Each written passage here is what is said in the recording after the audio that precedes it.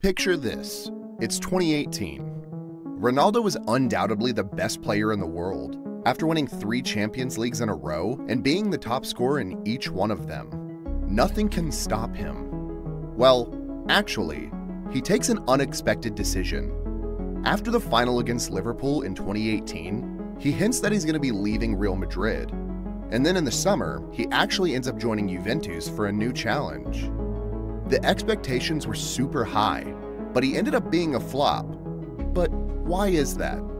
We've done a lot of digging to understand the actual reasons behind this monumental flop, and we came to the conclusion that it's important to acknowledge the status that Juventus reached in 2018 to understand the reasons.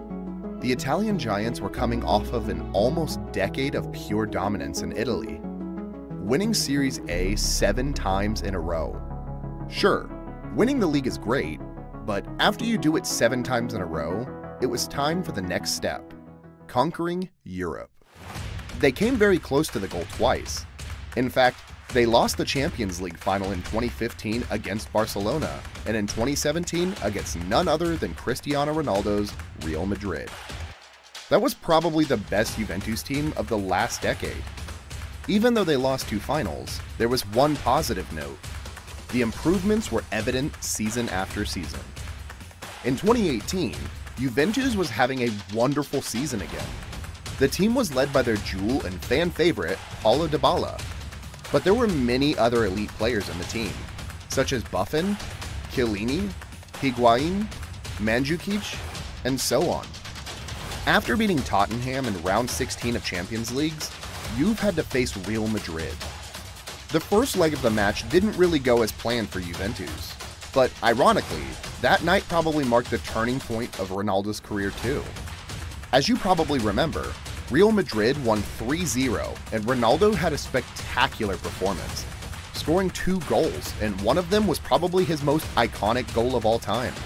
Juventus fans, instead of being full of rage, got up and gave CR7 a standing ovation.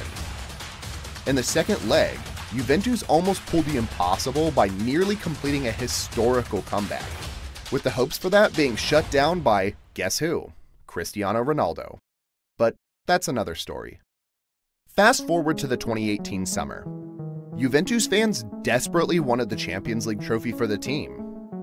Their president, Agnelli, thought of something crazy: bring Cristiano Ronaldo, the man who had always destroyed their dreams, to Juventus. The negotiations weren't easy, and Juventus had to get a lot of money out of their pocket to finalize the deal. But eventually, Ronaldo agreed to join them. He officially landed in Turin for the first time during the 2018 World Cup final, but still managed to get all the spotlights. This deal was important for off-the-pitch reasons too. Juventus's following on social media platforms grew exponentially after signing a player of this magnitude, and also the revenue from merchandising skyrocketed. It benefited the Italian league too, as many other great players wanted to join to challenge the great Cristiano Ronaldo. Obviously, Ronaldo was meant to be the player that was going to finally bring the Champions League to Turin after decades. But he ended up flopping and not reaching his goal. Now, after this premise, we can go back to the main question and realize that if we analyze the situation based on what we've seen so far, Ronaldo, as much as this sounds weird, actually flopped. Because he did not win the Champions League. But before you attack us in the comments, there's another question to answer. Was it really all his fault? You see, Ronaldo was always giving his best to get to the next stage of the competition. Just think about the hat trick against Atletico Madrid that made Juventus go to the next round, where they were facing Ajax. And in the 2 legs against them, Ronaldo scored 2 goals, but he was let down by the team as they all had bad performances in both legs. And that's the first chance of Juventus winning Champions League with Ronaldo gone away. But as you can see, Ronaldo was really doing anything in his power. It's the support that was missing on the pitch, but also off the pitch. In fact, the first season was also very important because of big changes in the board. As historical technical director of football, Beppe Marotta, who built Juventus' dominance in the last decade, decided to leave, and the reason will actually shock you. He didn't agree with signing Ronaldo. as the attackers at Juventus were already good, and he would have preferred spending that money in other areas that needed improvement, like the midfield, which by the way was one of the biggest issues during Ronaldo's spell at Juve. Now, as meaningless as Morata's departure could look, it actually made a huge difference because Juventus never replaced him properly. And in fact, in the following transfer windows, they just wasted money. In the meantime, Morata joined all-time rivals of Inter and started rebuilding them. And that's not the only thing that happened in the first season. After being knocked out by Ajax, everyone stormed against Coach Allegri because of his defensive-minded football philosophy. Everyone was disappointed because after signing Ronaldo, the stakes set were so high that winning the Champions League was the bare minimum. And when that didn't happen, all fans identified Allegri as the problem and wanted him to be sacked, demanding for a more attacking-minded manager, which they ended up getting in Maurizio Sarri, although everyone hoped for Pep Guardiola.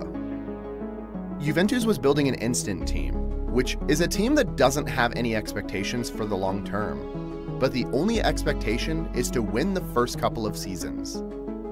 There was another top young signing, Mathis de Ligt, but still, Ronaldo wasn't having any real support from his teammates, and had to do it alone most of the time. This season didn't go as planned again.